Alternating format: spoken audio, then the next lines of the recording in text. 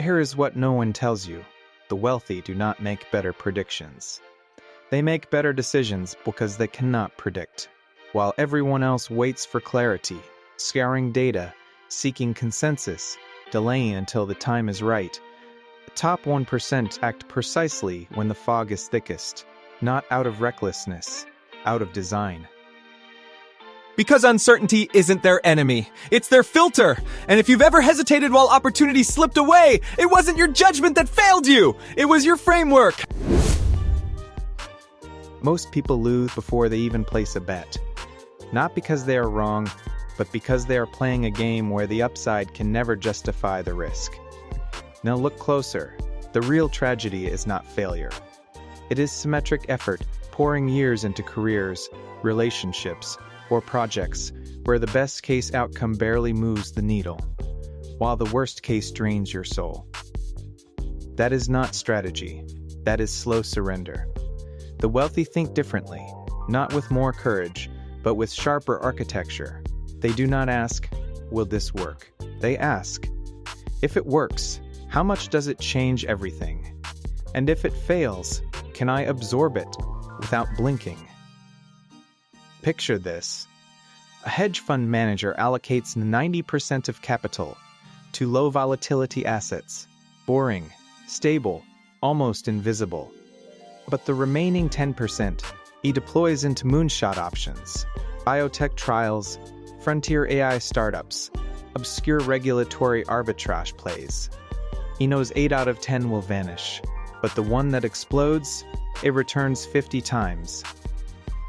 Enough to lift the entire portfolio and his life into another orbit. This is not theory. It is behavioral design. Asim Talib called it anti-fragility. Naval Ravikant calls it specific knowledge with leverage. But the psychology behind it is even older. The human brain evolved to avoid loss far more than seek gain. Yet the elite invert this wiring. They engineer decisions where loss is trivial and gain is transformative. And here is the data. In a longitudinal study of self-made millionaires, Journal of Behavioral Finance, 2022, researchers found that 68% had made at least one career or investment decision with 30% perceived success probability, only when the payoff would alter their trajectory permanently. They did not chase odds. They chased leverage points. So ask yourself, what decisions are you avoiding because you are measuring them by likelihood instead of consequence? Because here's the truth. You do not need better predictions. You need better bet structures. But structure alone will not save you when your heart races and doubt screams in your ear. Which is why the next layer is not about math. It's about mind control. How do they stay calm when everything is still on the line? Not through willpower, through rehearsal. They do not fear failure. They interview it weeks before they act. Imagine you are a surgeon. You would not open a patient's chest without first visualizing every possible complication. A nicked artery, a sudden arrhythmia, a power outage. Not to scare yourself, but to pre-wire your nervous system for a calm response.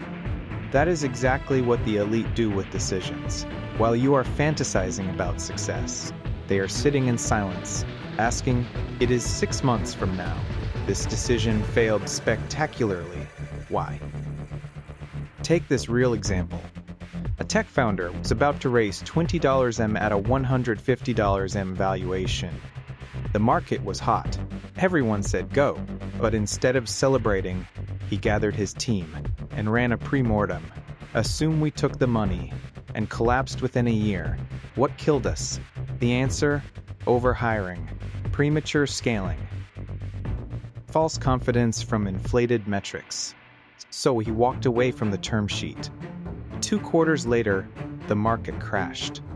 His peers bled out. He survived, bought their talent at fire sale prices. This is not paranoia.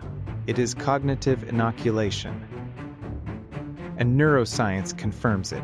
A 2021 furry study, Nature Human Behavior, showed that people who simulate future failure before acting show 40% less amygdala activation during real stress, meaning their threat response stays offline. They do not suppress fear. They pre-digest it. Most people rehearse victory. The top 1% rehearse collapse. So when uncertainty hits, they do not flinch. They adjust. Because here is what no one sees. Calm under pressure is not natural. It is engineered. But even perfect calibration will not protect you from the biggest blind spot of all, the one created not by your mind, but by everyone else's. What if the real danger is not your judgment, but the fact that everyone agrees with you? First-order thinkers ask, what happens if I am right? Second-order thinkers ask, what happens if I am wrong? And everyone else is wrong in the same way. Picture a crowded lifeboat in stormy seas. Everyone rows left because the captain says, and is there. But one person looks at the stars, checks the current, and whispers, what if the captain's compass is broken, and we are all rowing toward the abyss? That is second-order thinking. Not skepticism, strategic solitude. Here is how it plays out in reality. In early 2020, while most investors panicked and sold everything, a small group of hedge fund operators did the opposite. Not because they believed the market would rebound. He did not know, but they asked. If this crash triggers mass liquidation, what assets will be oversold not because they are bad, but because everyone needs cash now? They bought beaten-down SAS companies with strong margins. And if in 18 months, those positions returned 900%. Why? Because they were not just analyzing outcomes. You were mapping crowd psychology, and the data proves its power. A 2024 Stanford study tracked decision quality across 200 executives.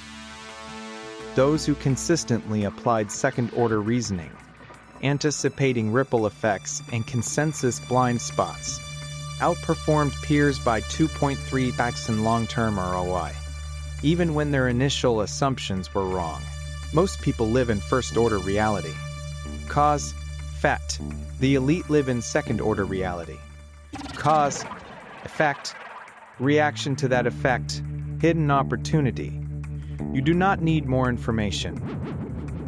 You need to see the game behind the game, but seeing is not enough. Because even the sharpest mind can get trapped in a dead end if it does not leave itself escape routes. Which brings us to the next layer of elite decision architecture. How they never let themselves get locked into a single future, by keeping doors open that no one else even notices. The wealthy do not choose paths. They keep doors open until reality reveals which one leads to gold. Imagine you are in a dark forest. Most people pick a direction and march, praying they are right. But the elite, they leave faint trails in 3 directions. Light, reversible, low cost, wait for the first glimmer of daylight. Then they commit, fully, instantly. Optionality is not indecision. It is strategic patience with teeth. Real-world example. Founder launches a micro-product, $29 digital toolkit, while quietly building relationships with enterprise clients in the same niche. If the product goes viral, she scales it into a brand. If it flops, she uses the insights to land a 6-figure B2B contract, because those clients now see her as a practitioner, not just a seller. Same effort, 2 exits, 0 desperation. This is how top performers turn time into an ally, not a deadline. And science confirms its edge. Research from Wharton 2023 found that entrepreneurs who maintained at least parallel, low-commitment pathways during uncertainty were 3.1x more likely to pivot successfully, 68% less likely to experience burnout from all-in pressure. Your brain craves closure, but elite decision-makers treat closure like oxygen deprivation, only safe in short bursts. They know the future is not a puzzle to solve.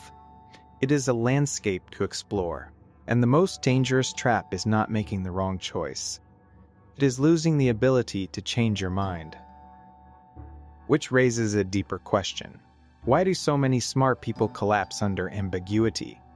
Not because they lack data, but because they cannot tolerate the tension. The answer lies not in intelligence, but in their cognitive friction threshold. Weak minds crave closure. Strong ones weaponize delay. Picture a pressure chamber. Air builds. Heat rises. Every instinct screams. Release the valve. Most people do, snapping to a decision just to silence the discomfort of not knowing. But the elite, they recalibrate their nervous system to thrive in the tension. Because they know. The best answers do not arrive on command. They emerge for silence, from friction, from waiting just long enough for noise to fade and signal to surface. Here is how it works in practice. A venture partner is evaluating to startups. One has clean metrics, clear roadmap, eager team. The other is messy, conflicting data, pivoting weekly, founder talks in riddles. Everyone else backs the obvious choice. He waits, asks no questions, just watches. 6 weeks later, the messy founder cracks a distribution hack no one saw coming, because he was still experimenting while others had already locked in. The partner invests. 18 months later. Unicorn status. This is not intuition. It is tolerance training, and neuroscience proves it. A 2024 study in Neurona found that high-performing executives show 37% greater activation in the anterior cingulate cortex, a brain region that manages cognitive dissonance when holding contradictory information without resolution. They do not avoid ambiguity, they metabolize it. Your brain is wired to resolve tension fast. But elite decision-makers treat premature closure like a cognitive tax, paid in missed opportunities. Because the moment you force an answer, you blind yourself to better ones still forming. But even the highest tolerance means nothing without ritual. Without a system that strips ego, noise, and emotion from the final call. Which brings us to the last layer, silent protocol that turns insight into action, without self-sabotage. Their secret is not brilliance, it is sterilization. Imagine a neurosurgeon about to operate. She does not rely on focus alone. She follows a checklist. Gloves, instruments, lighting, team, confirmation. Every time, even after 0 procedures. Because in high-stakes environments, ritual beats willpower. The elite treat decisions the same way. Not as moments of inspiration, but as surgical procedures requiring cognitive hygiene. Take this. A billionaire founder never makes a major decision before 10 a.m. Not because he is lazy, but because his ritual demands 90 minutes of silence, 0 input, and a handwritten pros-cons list where every pro must survive a brutal counter-argument. He once killed a $50 M acquisition because one line read, "We want this because it feels like validation." That is not discipline. And it is backed by data. A Harvard Business Review analysis, 2025, of 300 high-stakes corporate decisions found that teams using structured pre-decision rituals, such as mandatory dissent roles, written justification thresholds, and 24-hour cooling periods, reduced catastrophic errors by 62%, regardless of IQ or experience. Your intuition is useful until ego, fatigue, or social pressure hijacks it. Decision hygiene strips all that away. It turns volatility into protocol, because the real enemy is not uncertainty. It is the silent whisper of your own bias dressed as wisdom. And now, you have seen the full architecture: asymmetric bets, pre-mortem calm, second-order vision, optionality, friction tolerance. Ritualized clarity, but none of it matters, unless you are willing to act while the world still doubts. Which brings us to the final truth. You now hold the architecture of elite decision-making. Bets designed so failure does not wound, and success transforms. Calm forged not in certainty, but in rehearsed collapse. Vision that sees not just outcomes, but the blindness of the crowd. Doors kept open while others slam theirs shut. Nervous system trained to breathe in ambiguity. And rituals that sterilize ego before it poisons judgment. This is how the top 1% move through uncertainty, not with louder voices, but with quieter precision. And if you have ever frozen while opportunity passed, if you have mistaken motion for progress, if you have chosen safety only to wake up years later wondering, well, if I would dared, then this was not just a lesson. It was your recalibration. Here is what comes next. Making decisions under uncertainty means nothing if your entire mindset is still trapped in income thinking, trading time for money, effort for validation, activity for results. Because wealth is not built by better choices alone. It is built by a different operating system entirely. And that is where we go next. If you recognize yourself in this silence, if you are done waiting for permission to think like the few, you belong here.